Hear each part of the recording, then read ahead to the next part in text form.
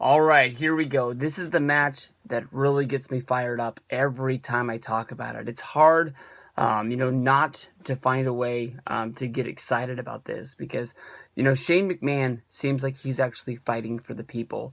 It's like Shane McMahon is on Twitter as we tweet about Monday Night Raw. I can tell you honestly that in the last year, Monday Night Raw has become just the hardest thing in the world for me to get through. I can watch a football game that's 3 hours. I can watch a baseball game that's 3 hours. I can get through any kind of sports, but to me, honestly, Monday Night Raw is not made to go 3 hours. I can remember that, one of the last 3 hour specials that WWE did before they had Raw 1000 and they declared that it was now the Raw Super Show and it was 3 hours each and every week to get over the people of SmackDown. Um, I believe it was like The Rock's birthday or Rock is Raw. It was something involving Rock, and they added an extra hour of Raw to make it into a big special, only to have Rock come out at the very end of the show. And the last hour of that show was painful. And I remember declaring to myself, the next time that there's a 3 hour Raw, I'm just not going to watch. And they ended up making it each and every week.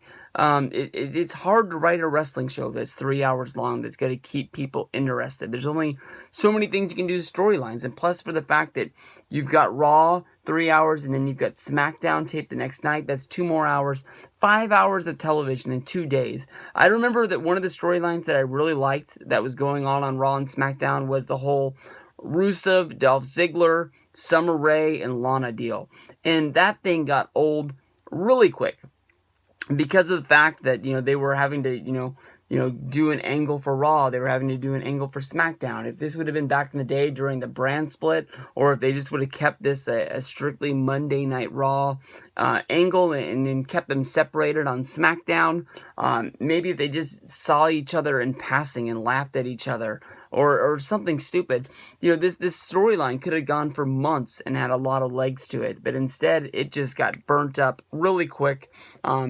When Lana posted the pictures on Instagram and people were putting together that Rusev and Lana were still together in real life, even though I think everybody really knew it, they just didn't have proof.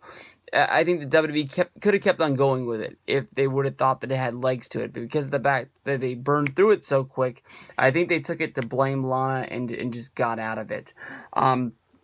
That's just one thing, but I mean, so many times I'm watching Monday Night Raw, and I get to, about the 8:30 to 8:40 time, and I'm just like, what am I watching this shit for? I don't even know what the main event is. I've already forgotten about it, because the structure that they do for Raw is they come out, they start the show, then they build something up for the main event, and then you have to wait until 8:50, 8:55 before they actually have a payoff on it. It's 3 hours way down the road before you actually get to it. There's no show long storylines anymore where you're building up to something that happens at the end. It's just hope you remember it, because we're not going to talk about it again, and you're going to see a lot of stuff in the middle that sort of seems pointless to you in the meantime. And I know that when Shane takes over Monday Night Raw, he's not going to declare Raw 2 hours, but I think that with Shane coming in, I think that definitely they're putting a spotlight on a lot of the things that people say about WWE. With the stock being down, the roster is all injured. Shane McMahon is not a rehab guy. He's not going to come in and get John Cena fixed. He's not going to get Seth Rollins fixed. A lot of these things, if Shane McMahon wins, might happen due to the time period of those injuries, and maybe they'll make Shane look good by being in charge when that happens, but he's not miraculously going to fix the roster to make them come back. They're all injured. Everybody has their sort of reason why they thought that these guys got injured. Some people say they trained too much. Some people say they trained too hard. Some people say that they wrestled too physical style. I don't know, but to me, honestly, Shane McMahon is the guy that I look to as the savior for this match, and he has the deck really stacked against him. I know that Shane had his matches against Big Show. I know that Shane had his matches against Kane, but this is the Undertaker. This is WrestleMania. This is the Hell in the Cell. That's like being dealt.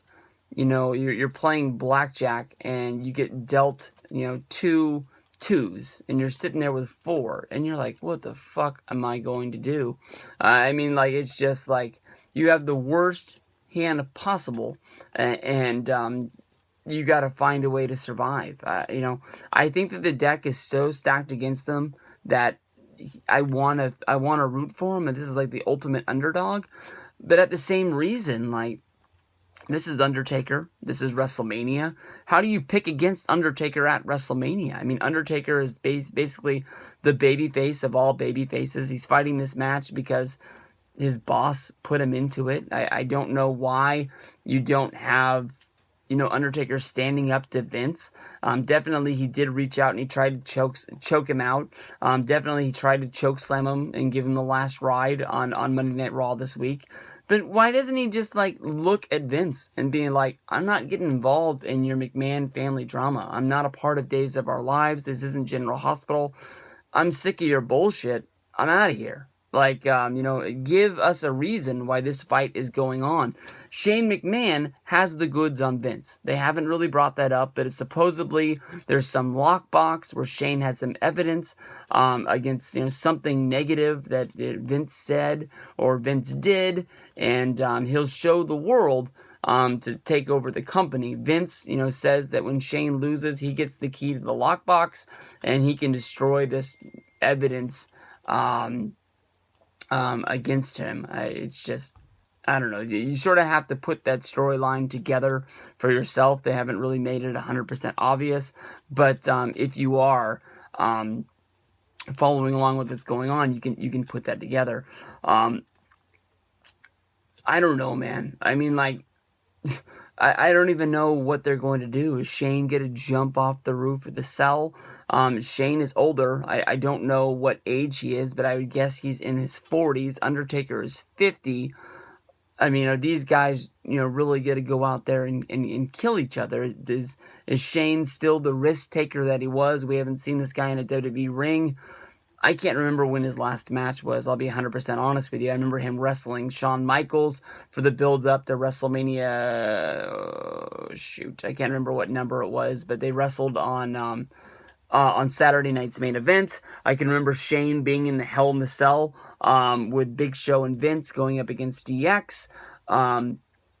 I can't really remember a lot after that. It was like, Shane was involved in the company until he left in I guess 2009. But to me, he doesn't have a lot of memorable moments.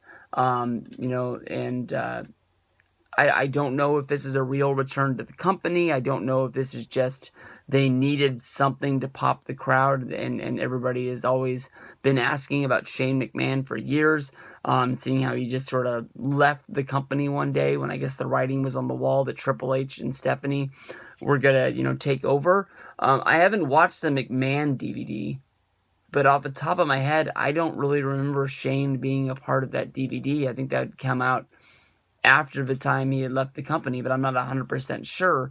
But I do remember that if you watch the special features, there's the thing with an interview about Triple H talking about Vince retiring, and Triple H is basically saying that WWE is going to live on. Triple H has this shitting grin on his face, basically saying that he doesn't know who's going to be running the company, but he knows it's going to be in good hands, and I don't know. It's just weird. When it comes down to it, I think that all hands on deck for this match. I keep wanting and I keep seeing rumors of the Mean Street Posse. I will be 100% honest with you. I know that WrestleMania is basically 75% the hardest of hardcore fans, and they've been around for years, and they go to WrestleMania each and every year, no matter where it is, and there's a good, population of the crowd there that just goes to WrestleMania because it's in their area and it's a big wrestling show and they want to be a part of the event.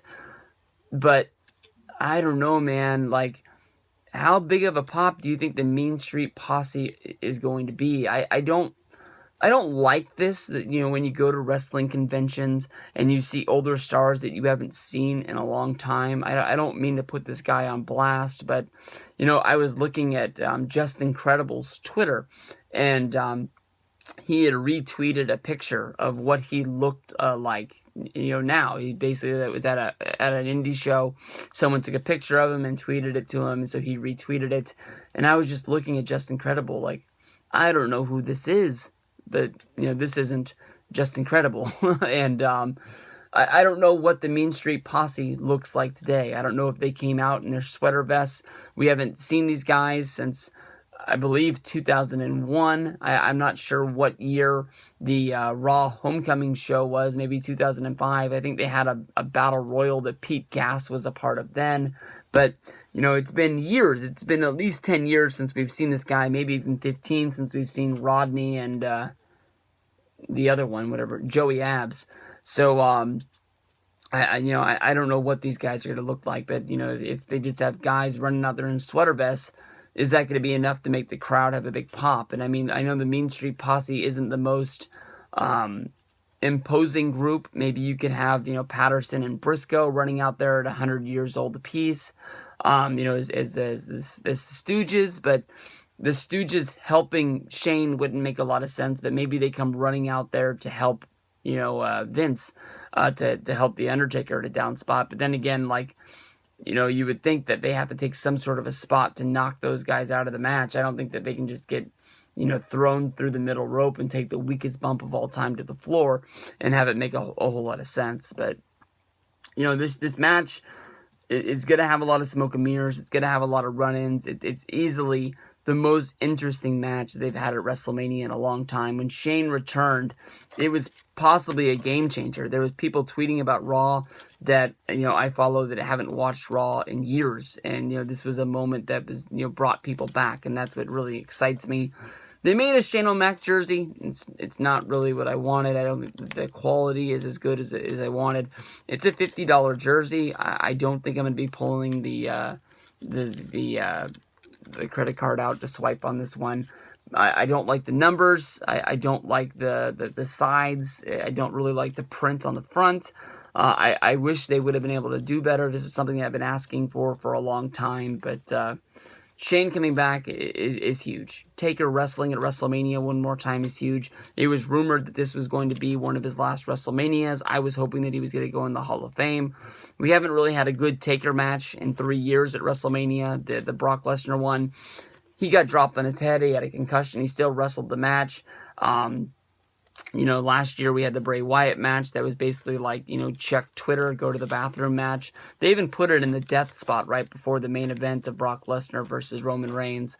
I don't know if that was because they were trying to draw more attention to it or they just felt that nobody was going to pay attention to it because the angle wasn't that strong. I don't even think Undertaker showed up on Raw as the build-up to that whole deal. But no doubt, come the night of WrestleMania, come, after WrestleMania, come, the build-up to Monday Night Raw, the match that everyone's going to be talking about is Shane versus Taker. Next year, possibly the match that the people are talking about that they remember from the year before is going to be Shane versus Taker. This is going to be a big match.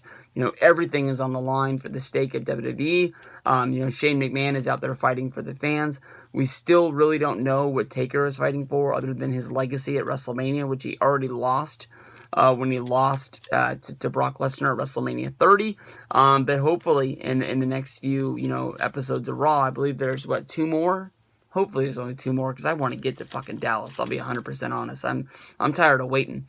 But hopefully they can put that storyline together for us about why Taker wants to beat Shane, why Taker wants to help Vince. It's very obvious that Taker doesn't like Vince, but he wants this fight. He wants to win. And I don't know. I mean, I'm picking Shane, but I don't really see Taker losing, if that makes sense.